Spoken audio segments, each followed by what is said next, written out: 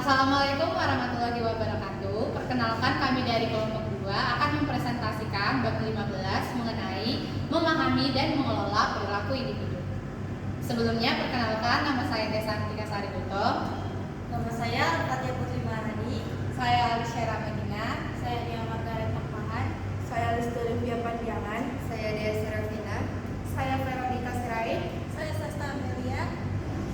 Perilaku individu menjadi faktor penting dalam menentukan efektivitas kerja karena setiap karyawan memiliki sikap, kepribadian, emosi, dan persepsi yang berbeda. Perbedaan ini mempengaruhi cara mereka bekerja, merespon tugas, dan berinteraksi dalam organisasi.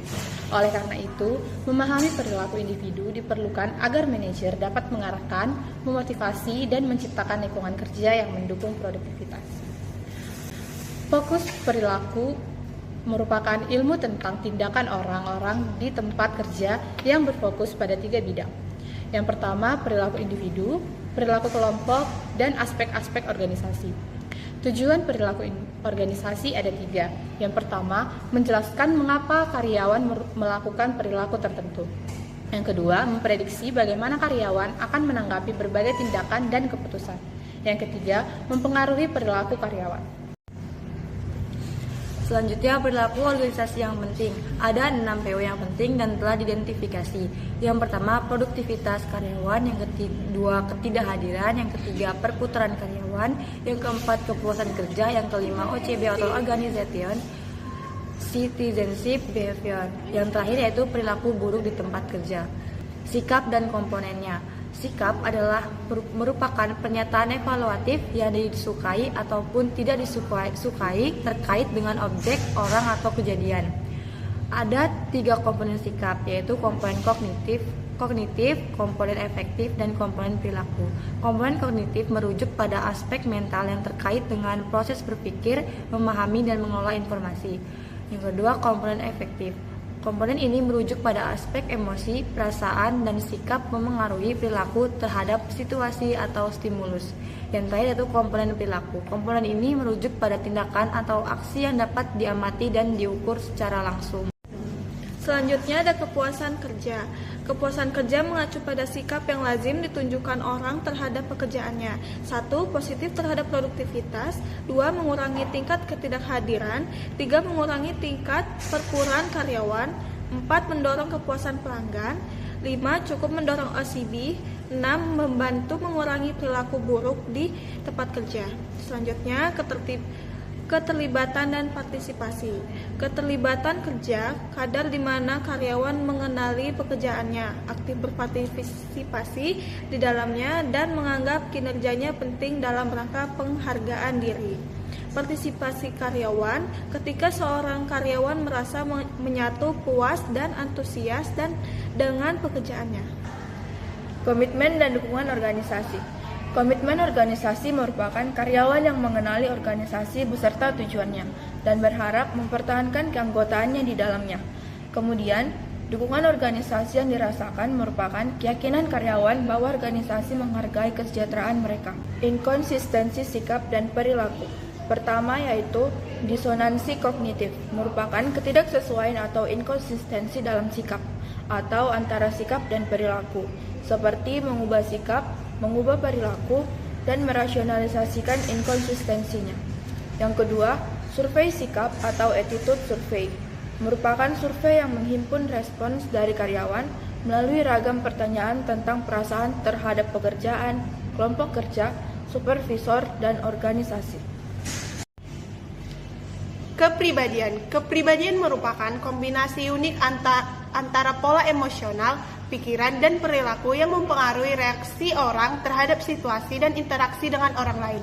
Contohnya, pendiam atau periang, ekstrovert, dan sebagainya. MBTI, Myers-Briggs Type Indicator, mengukur 4 dimensi. Yang pertama, interaksi sosial, ekstrovert versus introvert. Yang kedua, preferensi dalam menghimpun data, sensing versus intuition. 3, referensi dalam mengambil keputusan, thinking versus feeling. Yang keempat, gaya dalam mengambil keputusan, judge versus perceiving.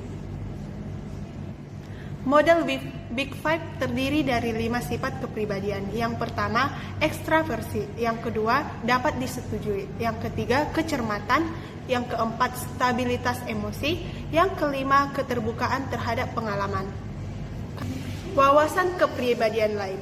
Yang pertama, lokus kendali atas kejadian. Yang kedua, match, sikap pragmatis, memelihara jarak emosi, dan percaya bahwa hasil bisa membenarkan caranya.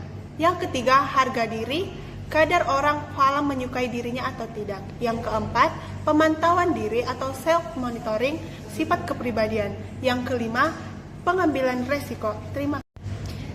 Selanjutnya, sifat kepribadian lain. Yang pertama itu ada kepribadian proaktif, yaitu orang yang mengenali peluang, menunjukkan inisiatif, mengambil tindakan dan gigih hingga perubahan signifikan terjadi.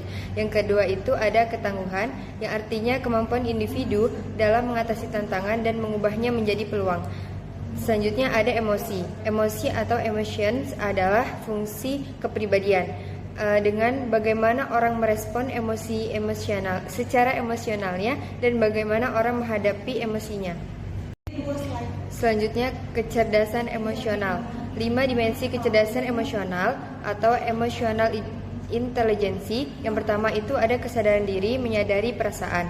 Yang kedua itu pengelolaan diri atau mengelola emosi dan impuls sendiri. Yang ketiga itu motivasi diri, tetap tegas menghadapi kemunduran dan kegagahan. Yang keempat itu ada empati atau merasakan perasaan orang lain. Yang kelima itu kemampuan sosial atau menangani emosi orang lain. Selanjutnya ada persepsi, yaitu manajer perlu memahami persepsi karena orang-orang berperilaku atau berpersepsi mereka. Selanjutnya yaitu pembelajaran. Pembelajaran atau learning yaitu perubahan permanen dalam perilaku akibat adanya pengalaman. Nah, mentoring adalah contoh yang baik. Ada beberapa teori dari pembelajaran ini, yaitu yang pertama operant conditioning, yaitu perilaku adalah fungsi dari konsekuensinya. Yang kedua, teori pembelajaran sosial yang berisi pengamatan dan pengalaman. Selanjutnya ada pembentukan perilaku atau shaping behavior, yaitu proses pemandu pembelajaran dalam beberapa tahapan dengan atau tanpa penguatan. Selanjutnya ada mengelola perbedaan generasi, yang dimana seperti pekerja Gen Y menghadirkan sikap baru di tempat kerja. Nah, ada beberapa tantangan yang dihadapkan manajer, yaitu ada penampilan, teknologi, dan gaya manajemen. Lalu selanjutnya ada perilaku buruk di tempat kerja. Nah, perilaku buruk di tempat kerja ini dapat diatasi dengan yang pertama mengakui bahwa itu terjadi. Yang kedua, manajer secara cermat menyaring calon karyawan. Dan yang ketiga, mencermati sikap karyawan melalui survei tentang kepuasan atau ketidakpuasan kerja. Adapun studi kasus, karyawan di PT Maju Jaya. PT Maju Jaya adalah perusahaan yang bergerak di bidang jasa pemasaran digital. Dalam 6 bulan terakhir, manajer HR menemukan bahwa produktivitas karyawan menurun, tingkat keterlambatan meningkat, dan beberapa karyawan terlihat kurang bersemangat dalam bekerja. Padahal perusahaan sudah memberikan gaji yang cukup kompetitif. Dari hasil wawancara, diketahui bahwa banyak karyawan merasa kurang dihargai, jarang mendapat umpan balik dari atasan, dan beban kerja yang dirasa tidak seimbang. Akibatnya, semangat kerja dan kepuasan karyawan menurun, yang berdampak langsung pada kinerja tim. Permasalahan utamanya adalah rendahnya motivasi kerja karyawan, kurangnya penghargaan dan umpan balik, beban kerja yang tidak seimbang, dan penurunan kinerja individu dalam tim. Analisis singkat berdasarkan bab 15. Masalah ini berkaitan dengan motivasi, sikap kerja, dan kepuasan kerja individu.